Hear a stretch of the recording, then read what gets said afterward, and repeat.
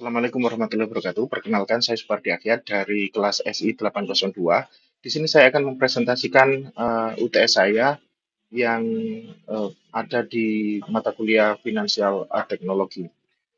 Di presentasi kali ini saya akan mencoba menjawab beberapa pertanyaan yang diajukan di dalam UTS. Yang pertama adalah apa itu fintech? Nah, financial technology atau fintech itu adalah inovasi teknologi yang mencakup berbagai solusi pada ekosistem layanan keuangan. Berdasarkan regulasi dari Otoritas Jasa Keuangan atau OJK dan juga Bank Indonesia selaku regulator keuangan di Indonesia, ruang lingkup bisnis fintech itu sangat luas, meliputi sistem pembayaran digital atau digital payment, penghimpunan dan juga penyaluran dana seperti pembiayaan dan juga pinjaman, kemudian juga pengelolaan investasi, kemudian asuransi, kemudian crowdfunding hingga teknologi pendukung pasar dan juga manajemen risiko. Kemudian yang kedua adalah bagaimana fintech mengubah industri keuangan tradisional. Nah, perubahan paradigma pada industri keuangan tradisional ke fintech itu telah membawa disrupsi dan juga perubahan besar pada industri perbankan dan juga keuangan konvensional.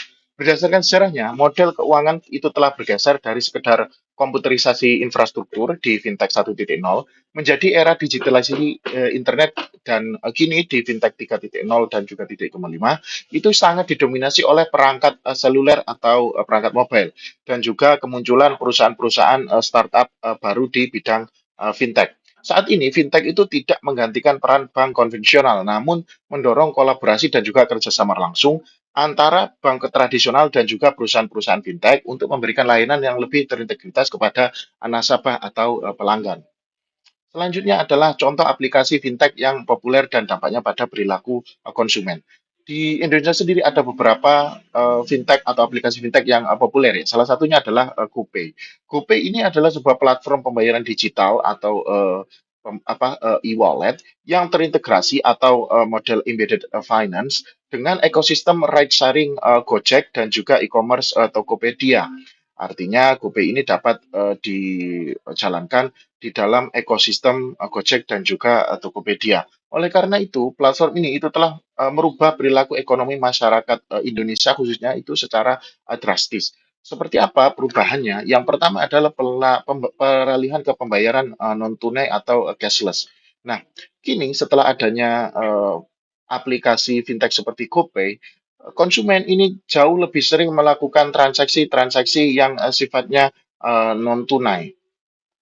Nah, kenapa seperti itu? Karena dengan adanya Gojek ini, itu saat melakukan transaksi seperti di e-commerce, khususnya Tokopedia, itu jadi lebih mudah. Kemudian saat melakukan pembayaran, saat kita menggunakan layanan Gojek, itu pun juga lebih mudah dan juga ada banyak apa namanya diskon dan promo yang ada di situ. Kemudian yang selanjutnya adalah karena GoPay sendiri itu juga adalah salah satu metode pembayaran yang diterima di toko-toko offline. Saat kita mungkin membayar di merchant atau bahkan di minimarket, itu kita bisa menggunakan GoPay melalui QRIS gitu ya. Kemudian yang kedua adalah eh, lonjakan transaksi e-commerce. Nah, integrasi GoPay dengan Tokopedia itu secara langsung mendongkrak transaksi belanja daring karena memudahkan pelanggan dalam melakukan atau membayar belanjaannya. Nah, secara umum di Indonesia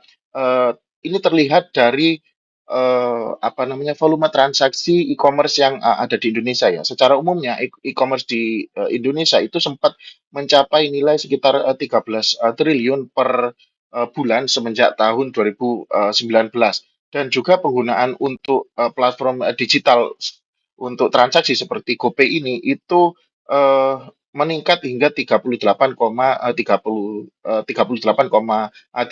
dari seluruh transaksi e-commerce gitu. Artinya di sini ada banyak perubahan yang terjadi yang berdampak pada perilaku konsumen yang diakibatkan oleh munculnya aplikasi-aplikasi fintech ini.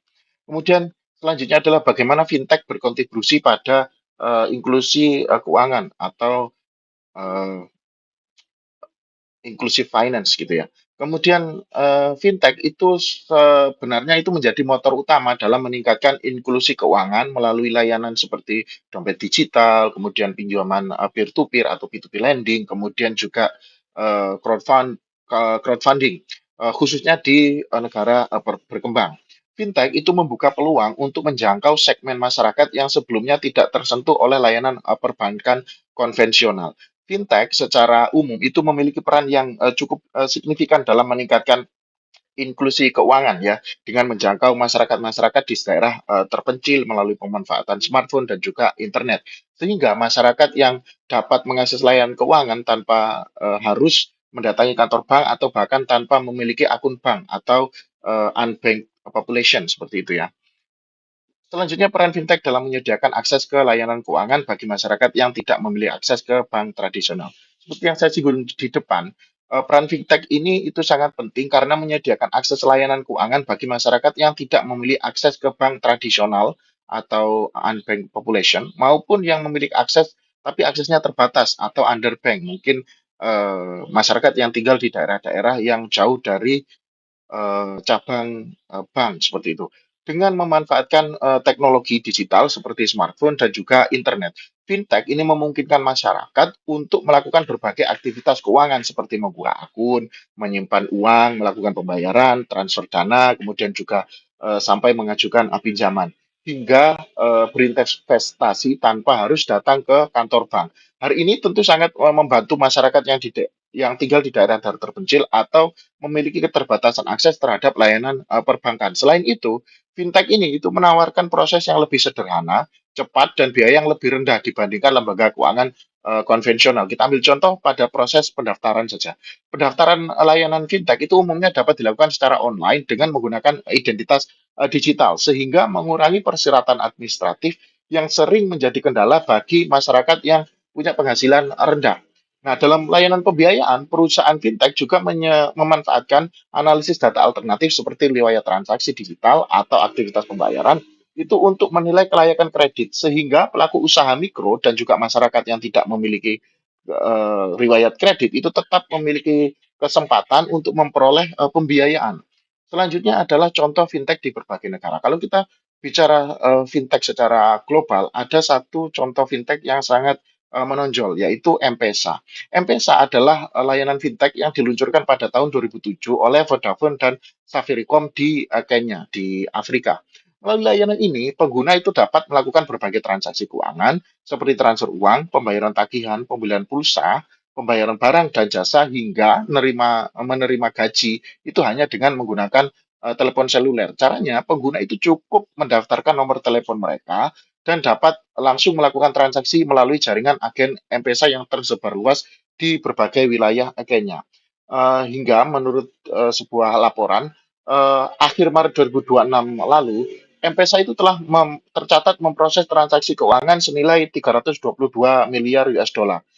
Artinya dampak M-Pesa terhadap inklusi keuangan itu sangat-sangat signifikan karena jutaan masyarakat Kenya yang sebelumnya tidak memiliki rekening bank itu kini dapat menyimpan dan mengelola uang itu secara digital. Selain itu, pelaku usaha kecil di negara tersebut itu dapat menerima pembayaran elektronik dan melakukan transaksi bisnis dengan lebih efisien dan juga aman.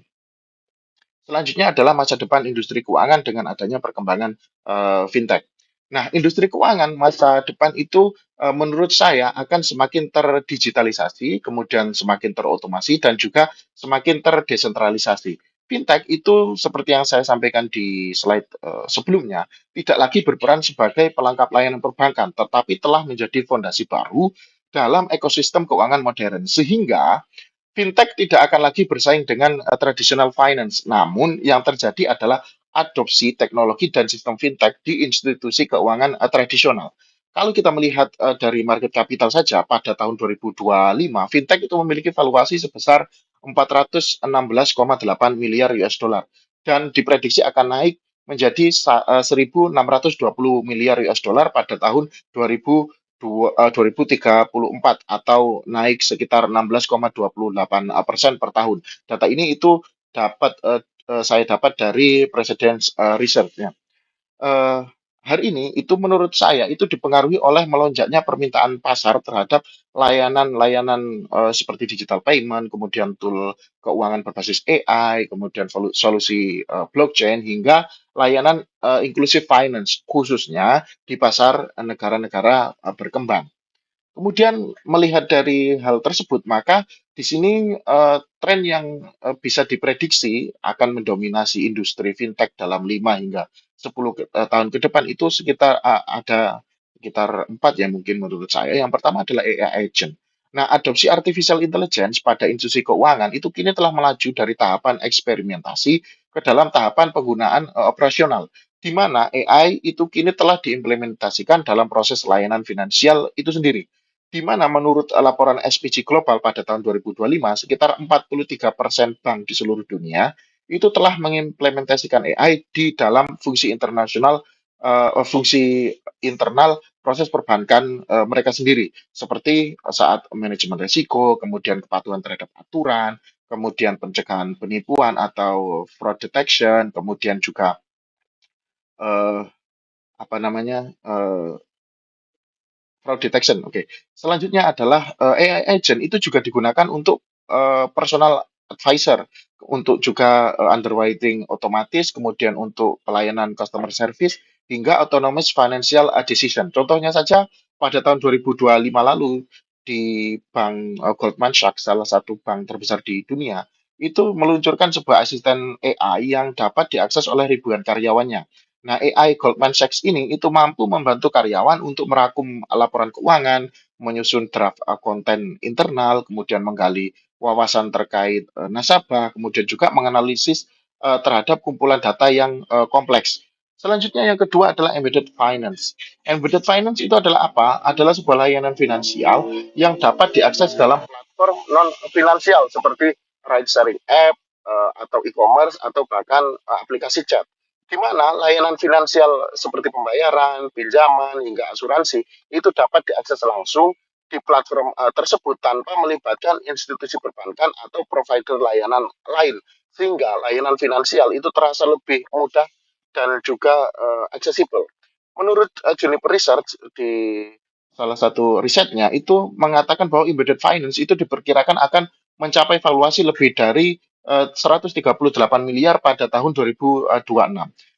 Contoh layanan embedded finance itu di Indonesia itu seperti Shopee Pay yang terintegrasi di platform e-commerce Shopee atau GoPay yang terintegrasi di layanan ride sharing Gojek. Nah, kedua layanan finansial ini itu sebetulnya memiliki fungsionalitas yang hampir sama ya, yaitu layanan dompet digital atau uang elektronik yang memungkinkan pengguna itu untuk melakukan pembayaran pesanan belanja di e-commerce, kemudian membayar layanan transportasi online, kemudian juga bisa digunakan untuk membayar transaksi di toko fisik menggunakan QRIS, atau bahkan transfer uang ke sesama pengguna atau ke rekening bank. Nah, ada juga fitur digunakan untuk membeli pulsa atau token listrik, sehingga kedua aplikasi ini itu juga sering memberikan promo atau diskon belanja yang sangat terintegritas dengan masing-masing platform induknya, sehingga saat kita ingin membeli barang menggunakan Shopee Pay di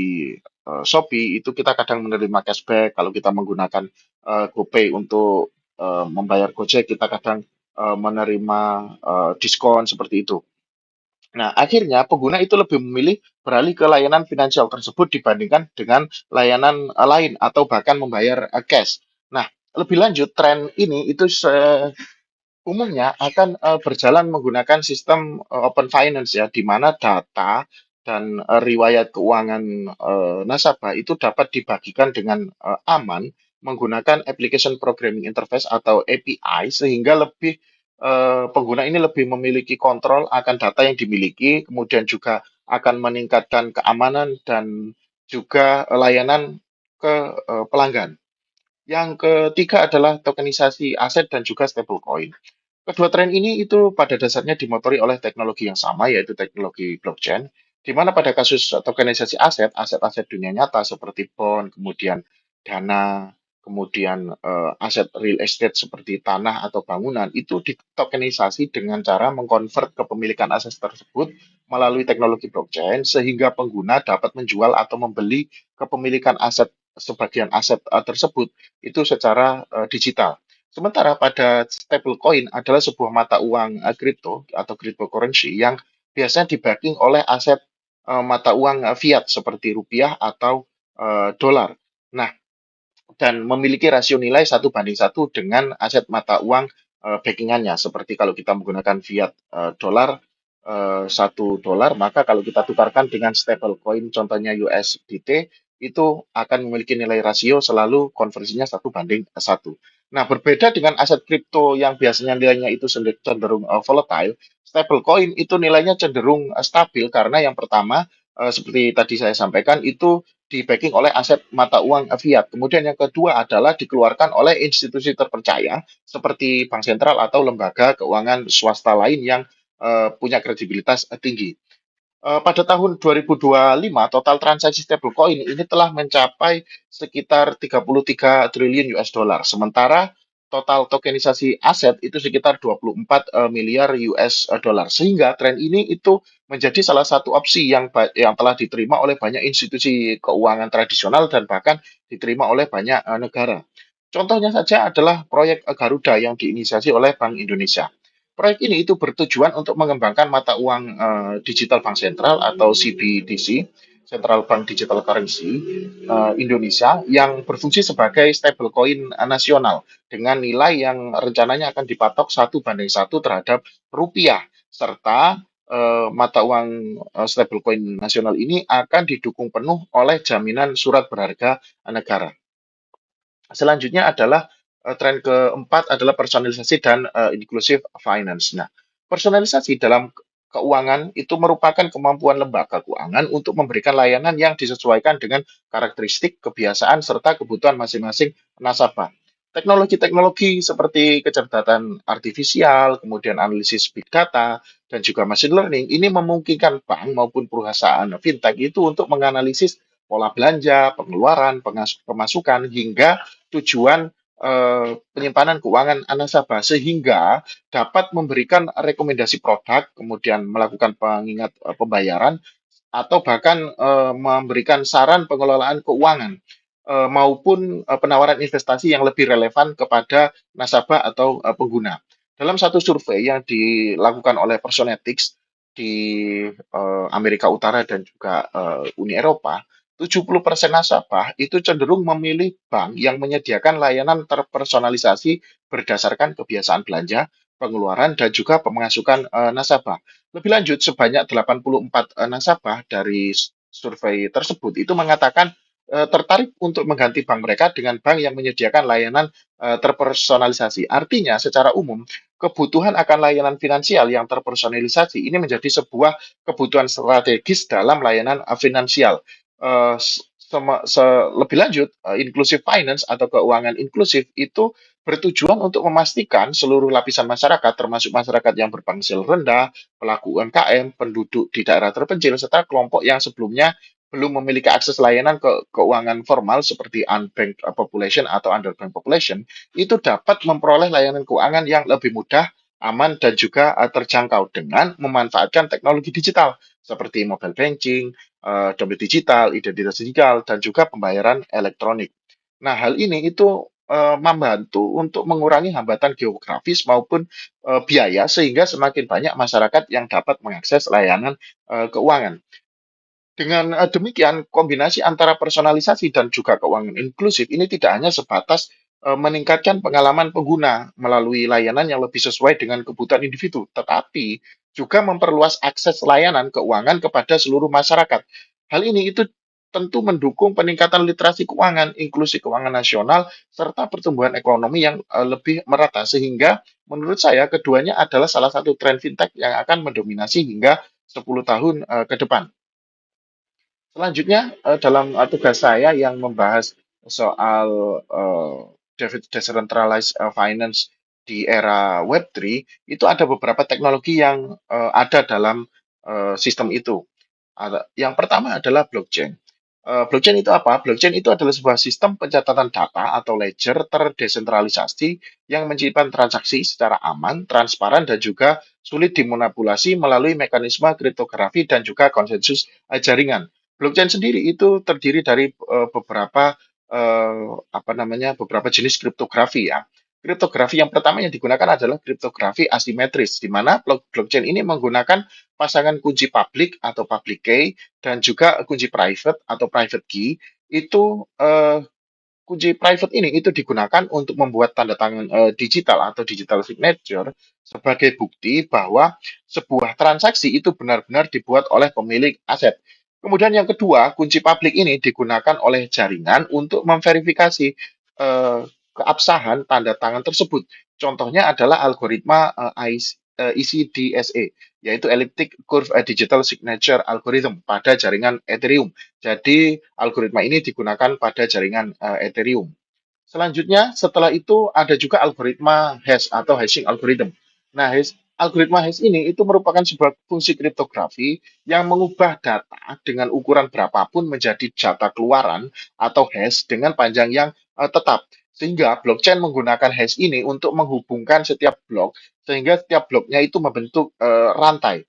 Fungsi hash sendiri itu memiliki sifat deterministik, di mana input yang sama akan menghasilkan output yang sama. Kemudian juga memiliki sifat pre-image resistant, di mana hash itu tidak dapat dikembalikan menjadi data asli, dan juga ada sifat collision resistant, sehingga hash ini itu sangat sulit untuk menemukan dua data berbeda yang menghasilkan hash yang sama. Kemudian untuk menjaga keamanan jaringan, maka di blockchain dikenal juga namanya mekanisme konsensus, di mana ada beberapa jenis mekanisme konsensus ya, antara lain proof of stake, proof of history, dan juga proof of authority. Nah, proof of stake ini itu ada di beberapa jenis jaringan seperti di Ethereum, kemudian kalau proof of history ini umumnya di crypto layer 2 seperti Solana. Kalau di proof of authority ini rencananya adalah mekanisme konsensus yang akan diimplementasikan di proyek Garuda untuk digital stablecoin-nya di Indonesia. Selanjutnya adalah smart contract. Nah, smart contract ini adalah apa? Smart contract adalah sebuah program atau kontrak digital yang berjalan di atas blockchain untuk mengeksekusi aturan atau perjanjian secara otomatis tanpa memerlukan pihak ketiga, seperti bank atau lembaga keuangan. Semua aturan transaksi telah diprogram sebelumnya, sehingga ketika syarat-syarat yang ditentukan telah terpenuhi, smart contract akan menjalankan proses tersebut secara otomatis. Teknologi ini itu adalah teknologi inti dari berbagai layanan keuangan yang ada di Web 3 seperti lending, borrowing, kemudian juga ada pertukaran aset atau decentralized exchange, kemudian staking hingga pembayaran bunga. Selanjutnya adalah virtual machine. Nah, virtual machine ini bertugas untuk mengeksekusi kode smart contract secara konsisten pada seluruh node blockchain, sehingga hasil eksekusi akan sama di seluruh jaringan. Contohnya adalah Ethereum Virtual Machine atau EVM yang ada pada jaringan Ethereum, atau Solana Virtual Machine yang ada pada jaringan Solana. Selanjutnya adalah Decentralized Oracle Network. Karena smart contract seperti yang kita ketahui itu berjalan dalam lingkungan yang bersifat deterministik dan juga tidak dapat mengakses data eksternal secara langsung, maka blockchain ini menggunakan Decentralized Oracle Network atau DON sebagai penghubung antara blockchain-blockchain dengan dunia luar atau off-chain. Oracle ini digunakan untuk mengambil informasi dari luar blockchain seperti harga aset, kemudian nilai tukar mata uang, maupun informasi lain dari API Web 2. Kemudian mengirim informasi tersebut ke blockchain agar dapat digunakan oleh smart contract. Yang terakhir adalah cross-chain bridge. Cross-chain bridge adalah teknologi yang memungkinkan pertukaran data, aset, maupun komunikasi antar blockchain yang berbeda. Karena seperti yang kita ketahui, setiap blockchain itu memiliki arsitektur dan ledger yang berbeda. Nah, maka diperlukan bridge agar blockchain-blockchain ini dapat saling berintegrasi atau interoperabilitas. Contohnya saat kita ingin mengirimkan uang dari jaringan Ethereum ke jaringan Solana, maka kita memerlukan cross chain bridge ini karena arsitektur dan ledger di Solana itu berbeda dengan yang ada di Ethereum. Demikian adalah presentasi saya. Terima kasih banyak. Wassalamualaikum warahmatullahi wabarakatuh.